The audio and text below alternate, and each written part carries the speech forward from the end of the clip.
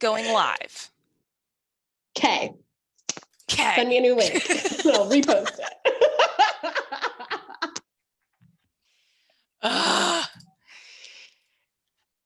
At least we're friends and we know each other. So it's like, whatever. I know, that's the thing. It's not like, do you know what you're doing? Or it's like, yeah, I know what I'm doing. Yeah. Yes. Yeah. And duh. we all have our super duper fun ridiculousness with technology, which at any time we would absolutely love to work properly. Okay. All right, everybody, we are back. We are back. Yeah. Hello. Hello. Hello. Hello. Hello. Hello. Oh, man. Goodness gracious. Let me get this back up so I can see everyone's comments and turn off the audio before I drive myself insane. Okay, cool. Okay, where were we? Take two. You're going to ask me about travel. Yes. That's all you were saying. You were saying in the aspect of travel. In the aspect of travel. Goodbye. Yes. In the aspect of travel. Ask me all the questions. Okay. Yes. So how does it work where you're able to, I think like a lot of folks, it's like, how are you able to afford it? How do you budget for it? How do you plan it? So like the kind of the general logistics of being a destination photographer. How does that all work? Absolutely. So I've kind of got two sides to it as well, because I do destination weddings as well as destination boudoir. So I'll start with boudoir because it's more of my like prominent. Destination weddings is kind of, a lot of people do those. So it's probably similar to what a lot of people do, but I know that for boudoir specifically, I do a lot of things differently.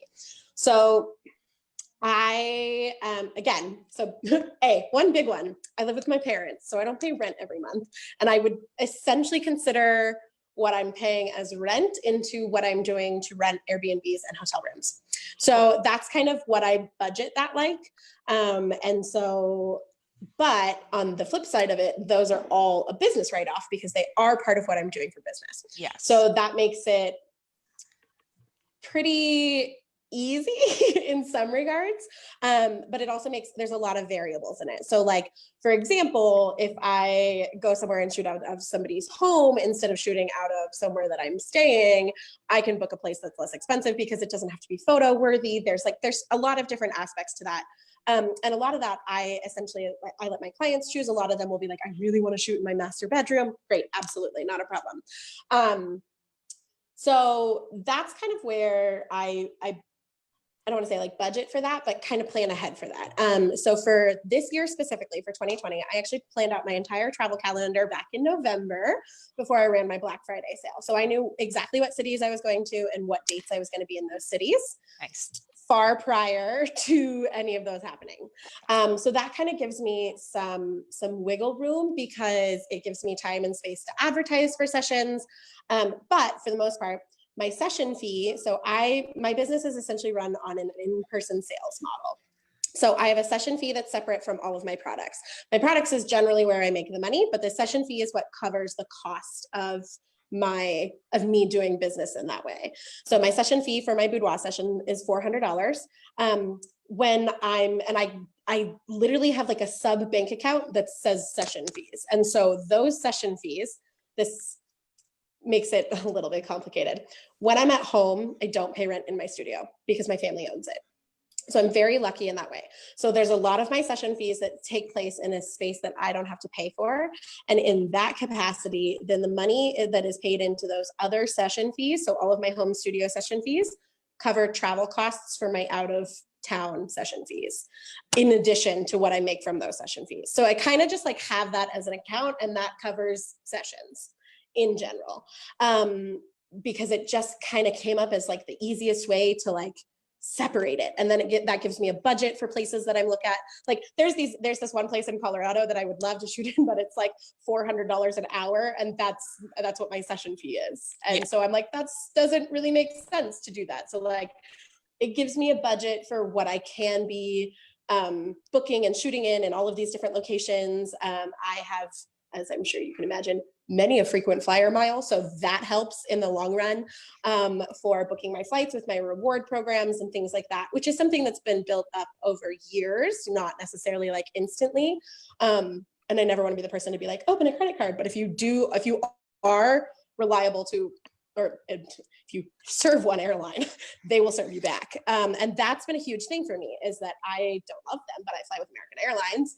So that is so they fly to almost every single destination that I'm going to. I get great flight deals. I get to check a bag for free. That in itself, like, saves me hundreds of dollars a year. Yes. Because I have an entire suitcase that essentially my studio fits in, all of my products, all of everything that I'm bringing for my session, everything fits in one suitcase, and it has to be shipped through. I can live out of a carry-on for 3 weeks, but my suitcase full of all my gear has to be shipped through. And then my camera obviously never leaves my human self. Yeah. Don't pack your camera. Don't pack your camera in your luggage. Worst case scenario, if your luggage goes missing, you still at least have your camera to do the shoot, and you can figure it out. There are things that you can do to like piece stuff together. So fun super tip out there. Don't pack your camera. Never pack your camera. And even in the capacity, like, my camera travels as a separate bag. So it's separate from my carry-on even. I have the carry-on, and then my camera bag is my personal item. So it never leaves me. It always fits underneath of a seat.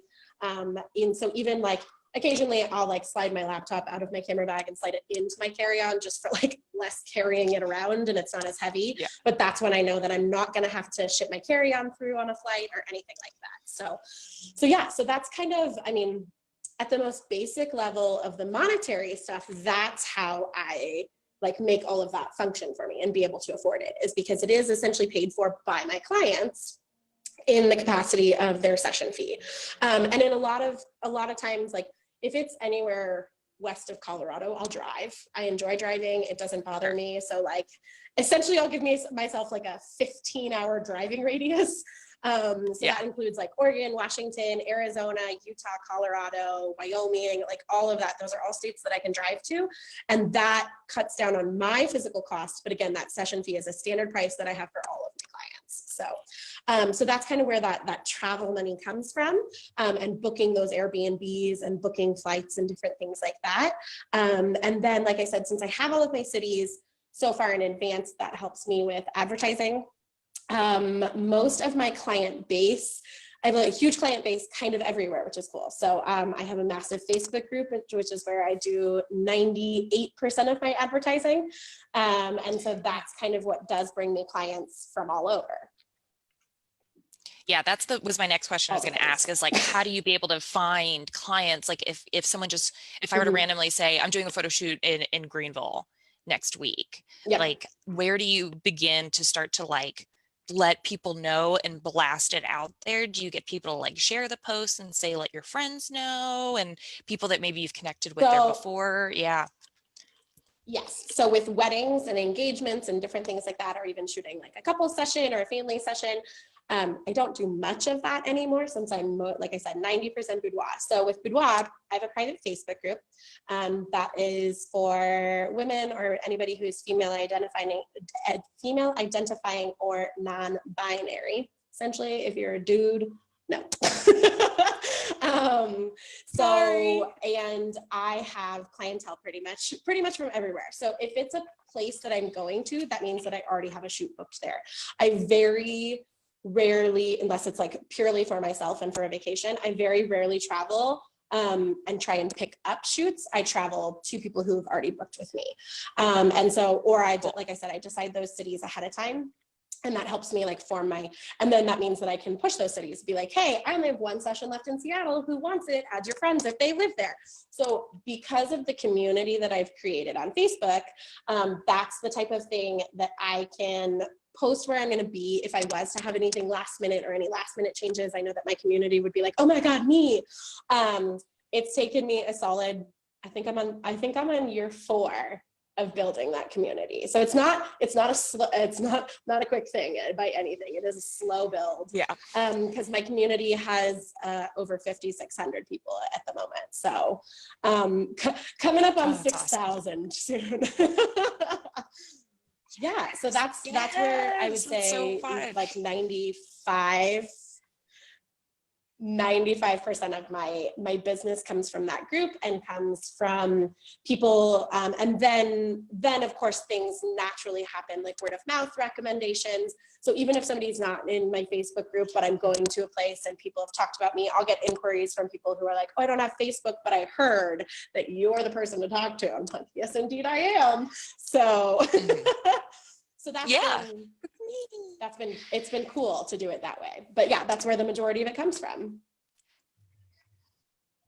And I think it's because you do such like a very specific type of photography in boudoir, and not only boudoir, but being like super awesomely like all the way body positivity, that people are going to request that. Yeah. So to put it out there for some of our students, this isn't for every kind of photography. This isn't for me as an event photographer to like put out there and say, who wants me to photograph their event in Chicago? Like, it's not going to really work because there's plenty of amazingly talented event photographers in that location. And then they don't have to pay for me to come out there, and I don't have to budget that in for the stay and everything. But when you build up sort of that like community and the standards that you've set, people are going to want you to come to them because they trust you. There's a certain level of trust involved in doing boudoir photography.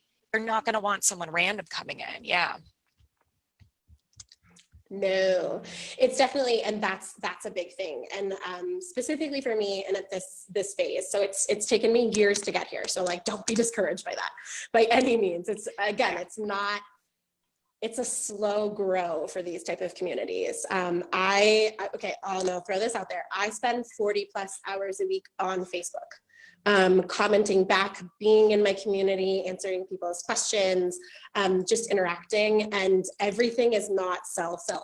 I don't just get on there to be like, hey, book a session with me. I get on there to be like, here's a picture of my dog. Like, there's things like that I'm doing that by the time that I meet 99% of my clients, they feel like they really know me. And that's a huge thing, specifically within boudoir, because again, they need to feel like they trust me. And this community is huge and it's massive and it's overwhelming. I do have brand ambassadors that I work with who work for my brand as like moderators and different things like that.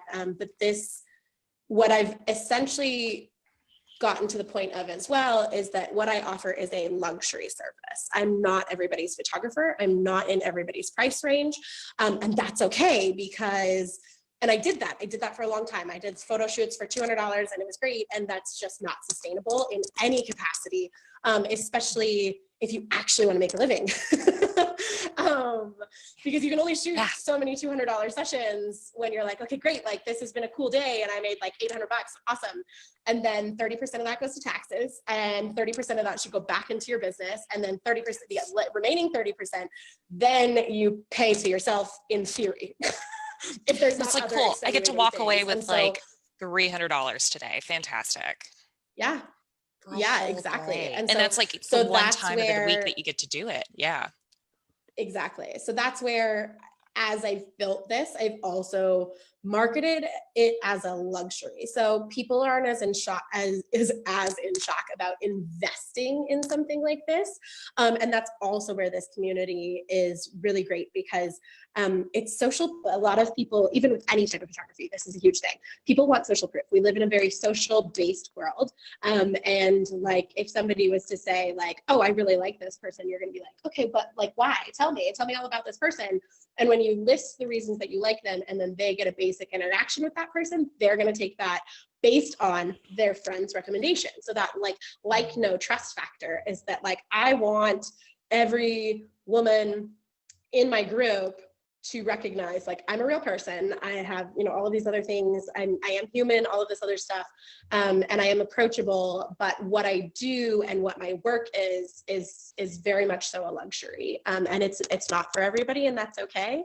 But if I shot 100 sessions a year, which is a lot, literally for the next 20 years, I still wouldn't even, maybe I could cover what that's two. We'll say that if I shot like 2,000, 4,000, 5,000 size, I couldn't shoot the 5,000 members of my group right now. And I know that group is only going to continue to grow. But having that community to fall back into, it is very much so creating your persona as well, for people to like you and know you. So that's been, I mean, a huge part of it. Yeah, for sure. And I think it's part of that persona. Also, I think there's like a little bit of a lag, like our internet is being weird. Okay. And I get to yell at Zoom and tomorrow, which is just going to be super fine, Sarah. It's fine. But either way, that persona that you've built about just like female empowerment and body positivity, can you talk a little bit about that, and that being part of like not only just who you are, but relating that to your brand as that being the persona? Yeah. Absolutely. So something that I did, and this is, I guess, probably not something that I've really talked with a lot of people. And when I introduced myself on our first go round, my real name is Carly Jurich. That's what Sara would know me as. Yeah, it was like weird. I was just like, wait, I can't remember, what is Carly's last name? Oh yeah. Exactly. So I do have a real last name. Somplace is not my last name. And so when I started my business, which was, oh God, almost, I think it's 4 years. It's 4 years this year. It's 4 years this year. When I started my business 4 years ago, I had moved to Australia. Actually, this all plays into it. But when I left Australia, because my business partner left me and decided that she wasn't opening this business with me, I was like, okay. And I came home and I did what anybody does with like a breakup. I cut off all my hair and I shaved the side of my head, which I still have 4 years later. And so I went through this like identity crisis, and I was like, I texted my best friend one day and I was like, I think I'm going to change my name to Carly Somplace on Facebook and Instagram. And she was like, okay. And I was like, what do you think about that? And she was like, I mean, sure, whatever. Like, cool. Thanks for the support. So I changed my name to Carly Somplace. And that's kind of who I've become.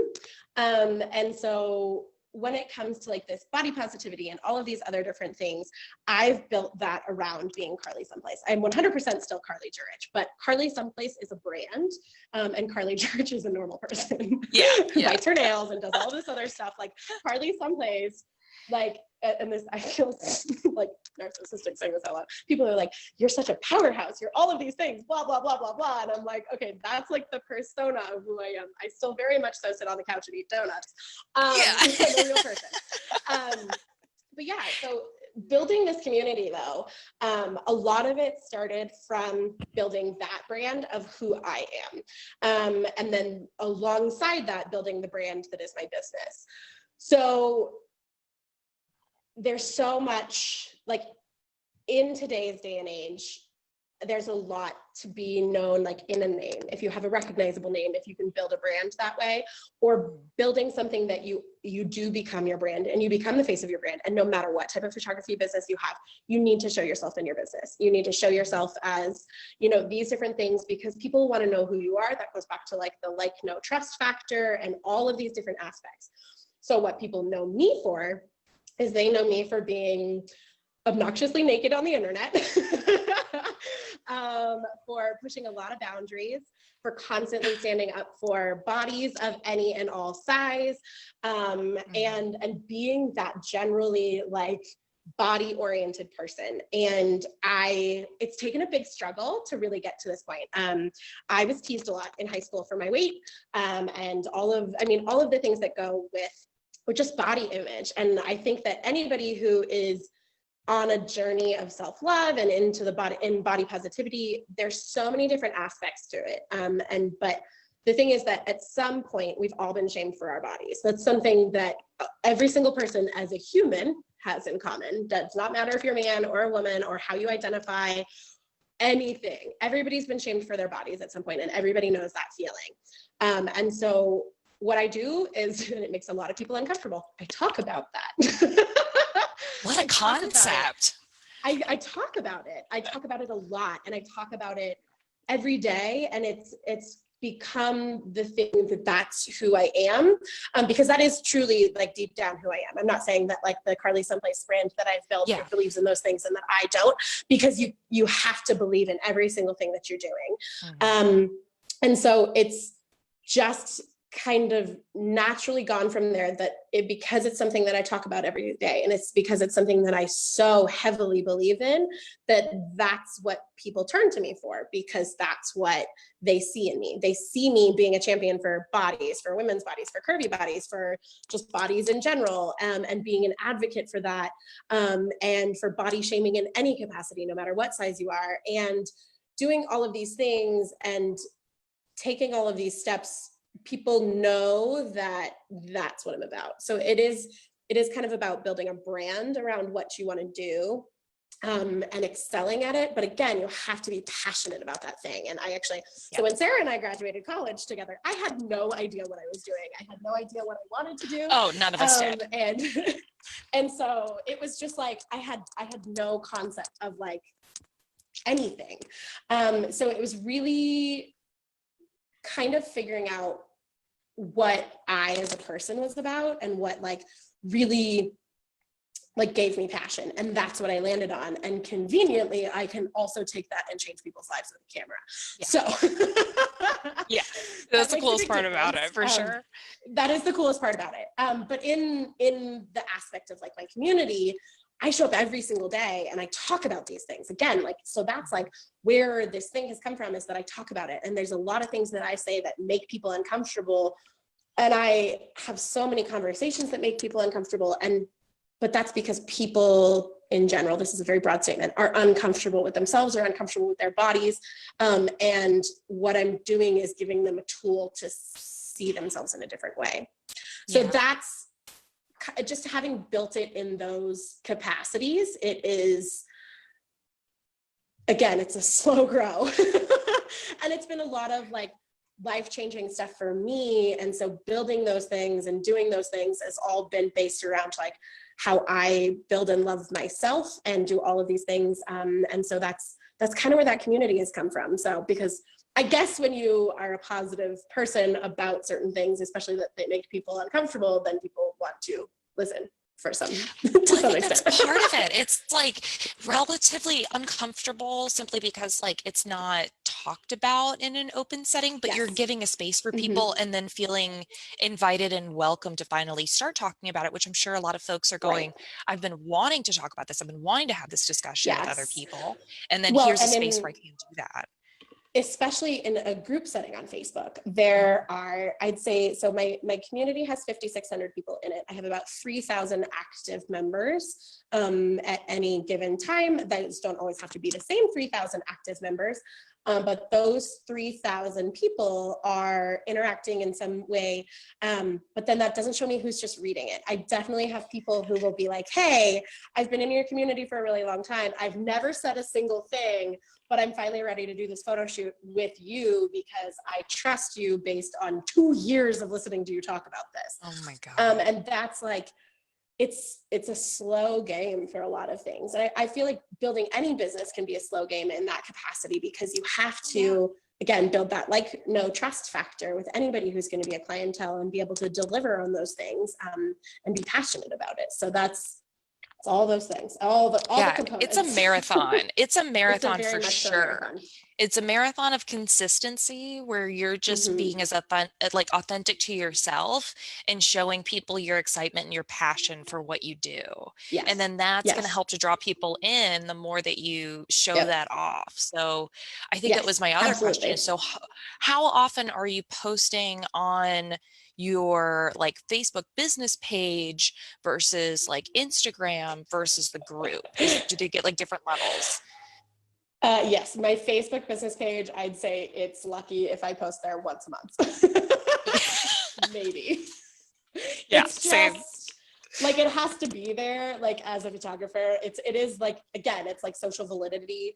It shows that I'm a real business, like a couple thousand people like it, yay me, whatever. It doesn't bring me, the return on investment for that page is zero. So like, it's like just if anything to be like, I still exist. Exactly. Hello. So it's there. Yeah. I post on it occasionally. Like if I get published for wedding blogs or anything like that, I share it from that page, and then I'll share it from my personal page. But for the most part, that's not like my main point of interaction. Instagram, I post on Instagram every day, but I do only have one Instagram handle for both sides of my business.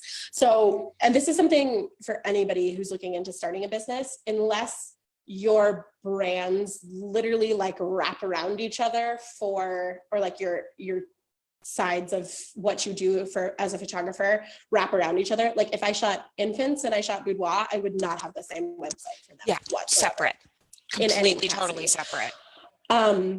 And I went through a lot of like, do I need two separate brands? Do I need to have Somplace Images and Somplace Boudoir, or do I just need to have it all under the branch of Somplace Images? And after working with an amazing designer and taking on a couple like design consultations, I had multiple people tell me that my brands and what I represent of body positivity, and that everybody deserves to be in front of the camera, and everybody deserves to be to feel beautiful and feel amazing, and have some sense of love in their images, whether it's self-love or like partner love of a wedding and different things like that.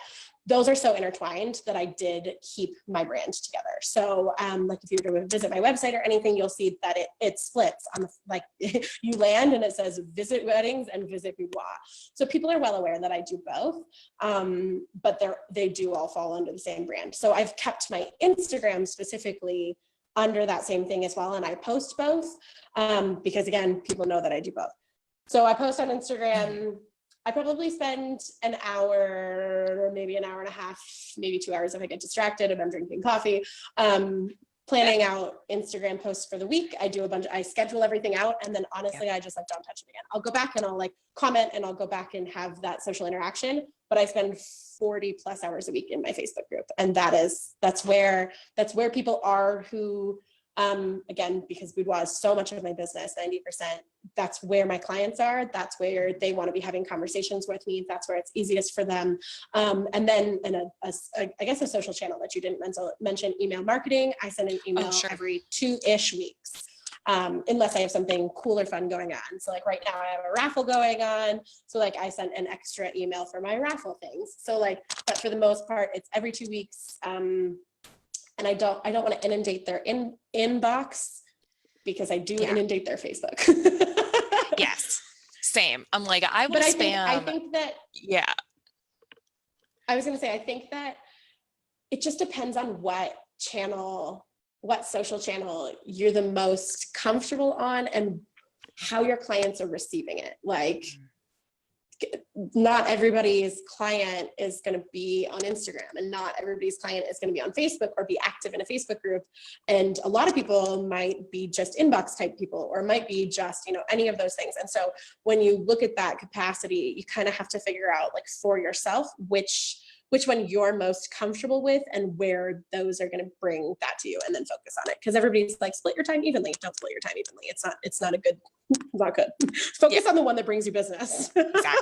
Exactly. Go back into your websites, check analytics. You can always see like in Google Analytics from your website, or you can see like where people are coming from. Exactly. Yeah. And then spend the most amount of time on there. Or like sometimes what we do in our surveys is we say, how did you find out about us?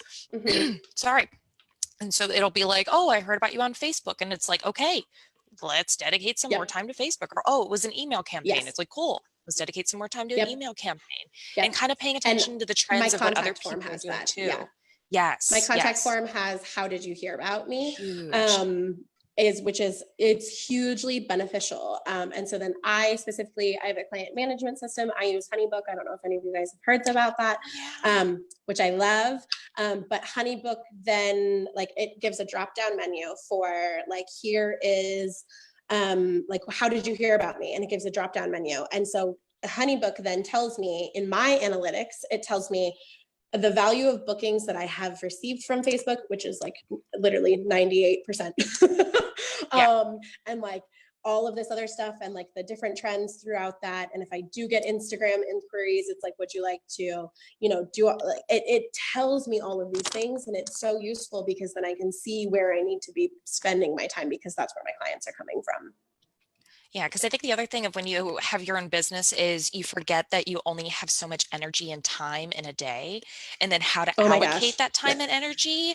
The first year that I opened my business, I was like, I had no idea that that was a factor. And I was just like, I'm going to just do everything at all the times. And I still do that now. I'm so bad at it. But trying to learn and say, okay, It's hard. It's so it's so hard. hard. It's so hard to learn that balance sometimes, and it It's so takes a hard. while.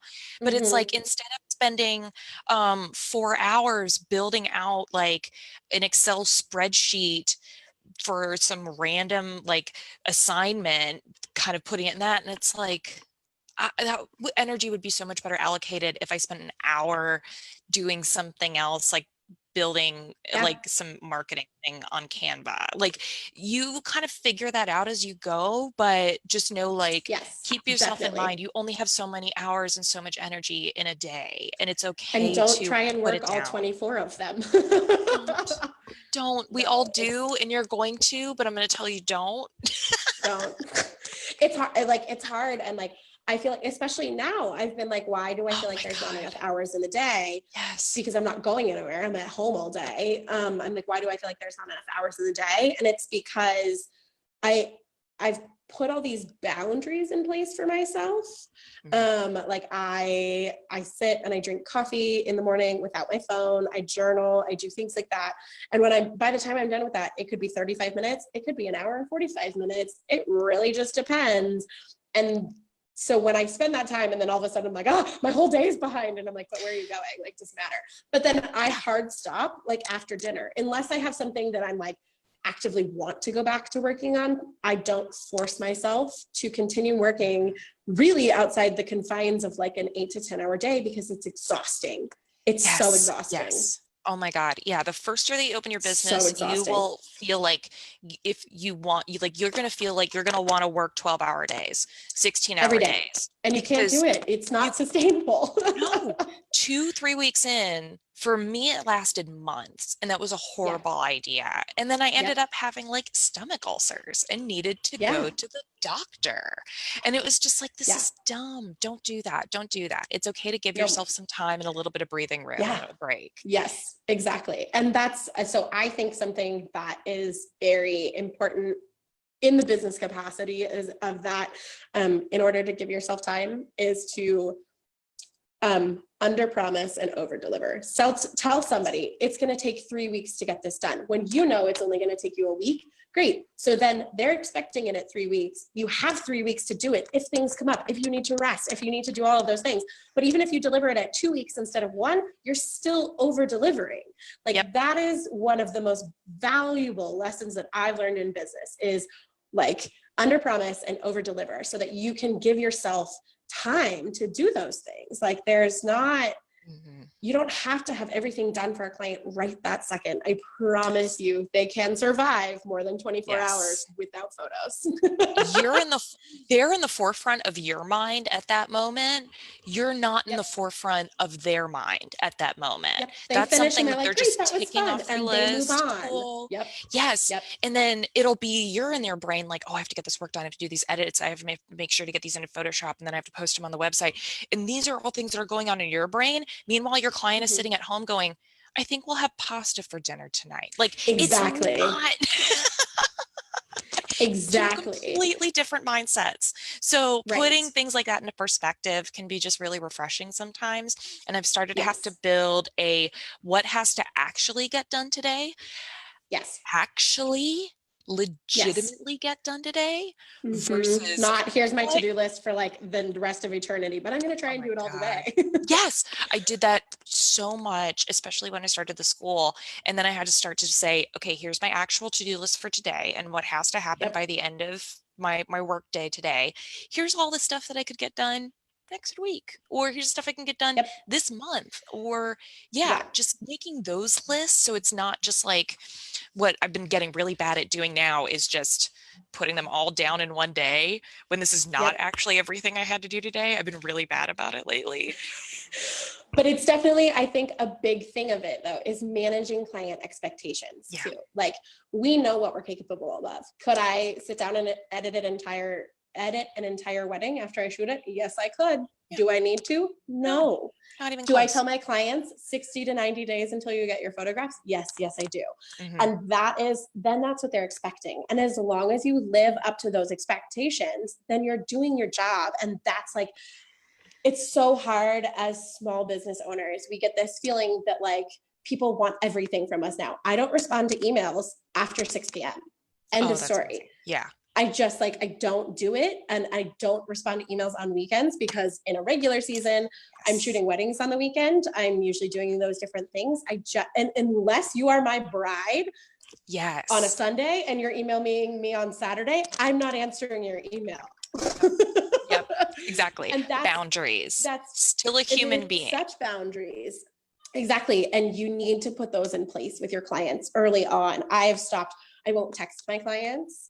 I've put all of those boundaries in. If you want to get a hold of me, it's email. That's it. And even I get probably 20 to 30 message requests a day from people. And even today I posted in my Facebook group and I was like, hey, I don't use Facebook Messenger for business.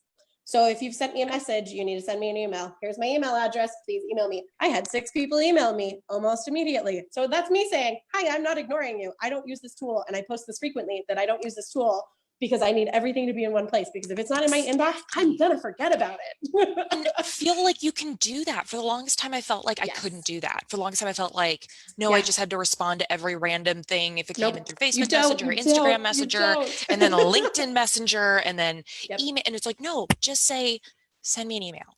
Copy, like I will literally have a note on my on my computer that says, thank you so much for reaching out. I do not check this very often.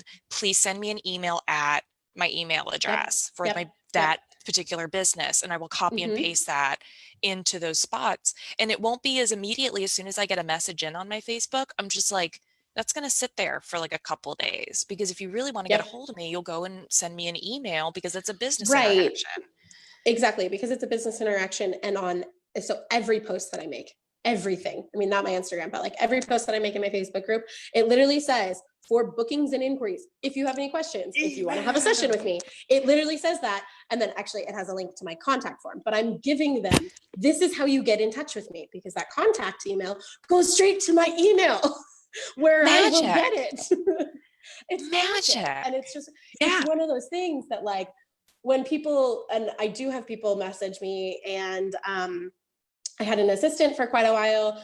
I don't have her at the moment because of all of this on, because I haven't had any income, so I can't give her income, which has been a little bit rough, but it's fine. So when I had my assistant, I would either have her do it or I would do it myself. I would message people and say, hey, my assistant's name was Sara. I was like, hey, this is Sara. Carly doesn't check this. If you could please send her the same questions to her email, here's her contact form.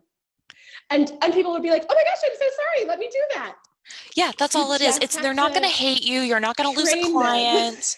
No. You're not going to like have an entire pitchfork crew after you because you told someone to send an email. It's going to be okay. Especially if they send you something on Messenger and that's not what you use, or Instagram DMs and that's not what you use, and you don't see it, or it goes by a couple of days. And when you finally say, hey, could you send this to me in an email form? And they send it to you in email form and you respond within like, I don't know, an hour, they're going to be like, oh, look at that. That works. So I guess this is the main form of contact. Yes. That's where to go. Yes, cool. Done. Yeah. Exactly. It's that simple. Don't feel like a bad person really for doing that. Nope. Don't feel like a bad person for doing that. 100%. 100%. Yeah, absolutely. Absolutely. Oh man. Well, we're running out of time, which I wish we weren't, but we are. And I think my last question is going to be, what do you wish, like if you could go back in time, which I think we all want to do right now, but if you could go back in time, we want to go back or forward in time, and talk to yourself when you first started your business and say, do this, what would it be? Charge more money. Yep. I 100%, like my biggest thing, again, and I had said this, like I started out with those $200 sessions thinking like, yeah, I made $200 in an hour. This was amazing. This was whatever. It wasn't worth it. And I have, Sara and I were talking about this before I got on. I have $200,000 in education in photography and equipment and all of these other things. Like photography as a business is not cheap, you guys. You all know this. Yep. It's not cheap, and it's not and it shouldn't be cheap. And if you're not going to be cheap, then don't be cheap. Don't charge cheap prices. And yeah, there's absolutely. So here's what I always do. And I tell this for people when people ask about like, even like discounts for whatever, do it for full price or free. Those are the two options. Don't give discounts. Don't do anything like that. I mean, yeah, of course I run a sale occasionally or do things like that.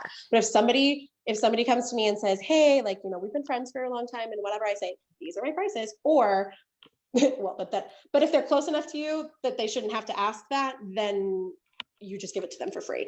It's cheap, or like, don't do cheap, just do full price or free. And if you're building your portfolio, if you're doing things like that, charge what you're worth. Charge what you're worth for sure. If you're going to give somebody a specific discount because you are building something in that capacity, that's fine. But let them know, hey, I'm running this specialty pricing for these things that I'm doing.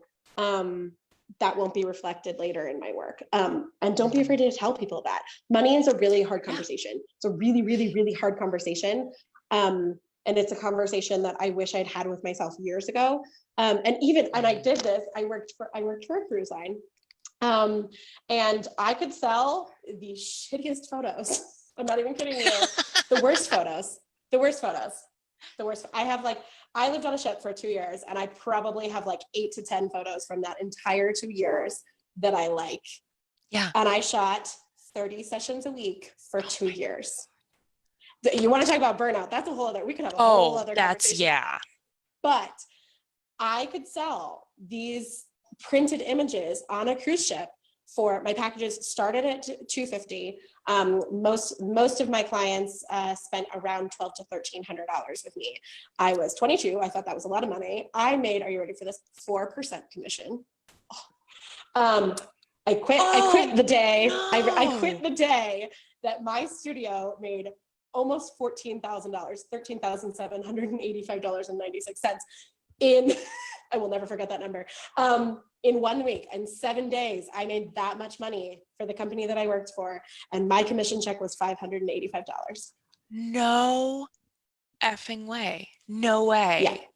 Yeah. It's looking at that number right there and going, I'm worth more than that.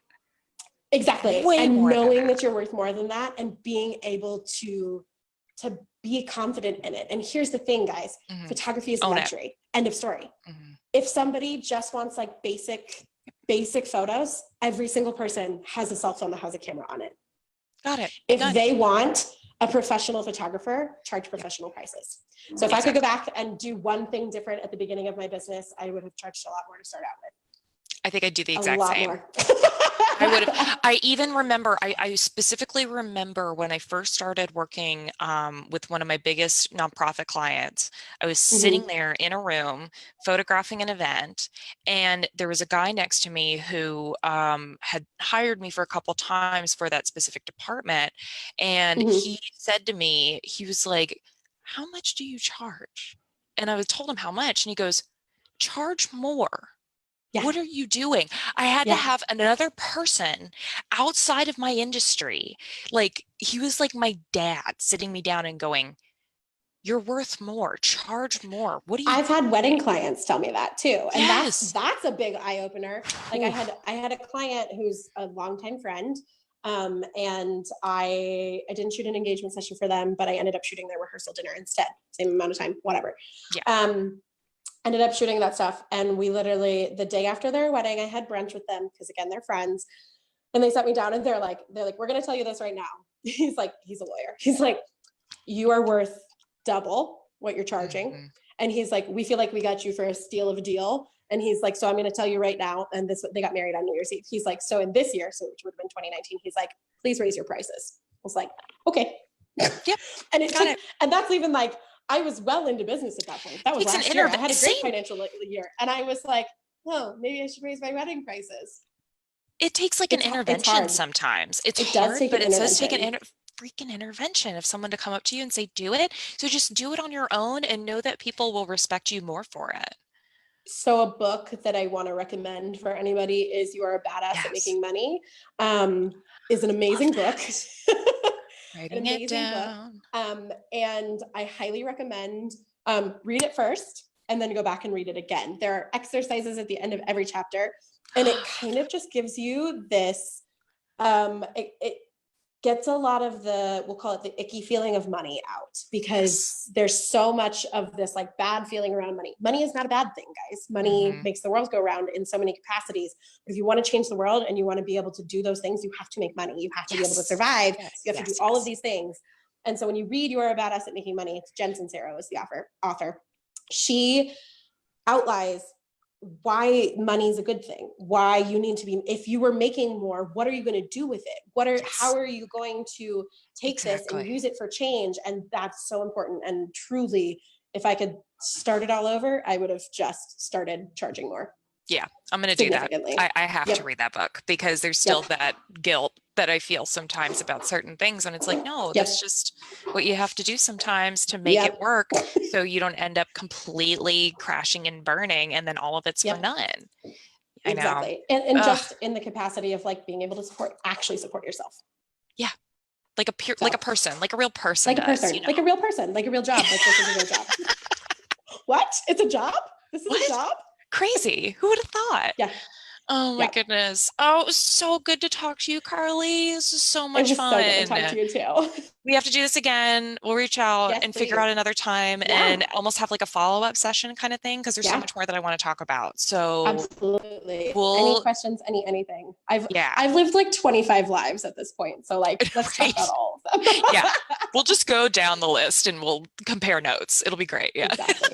Exactly. Perfect. Oh my gosh. Well, Sarah, thank you everyone for joining so much. I put links to Carly's Facebook page and website, so make sure to check that out for sure. Next time she's in Atlanta, I'm definitely blasting it out and letting y'all know about it. So October. I'll be there in October. Yes. Okay. October. Book for October. Do it. And we've got a ton of workshops posted, a whole bunch of stuff coming up, and we'll see you guys next time. Bye, Carly. I'll talk to you soon. Bye. Mwah.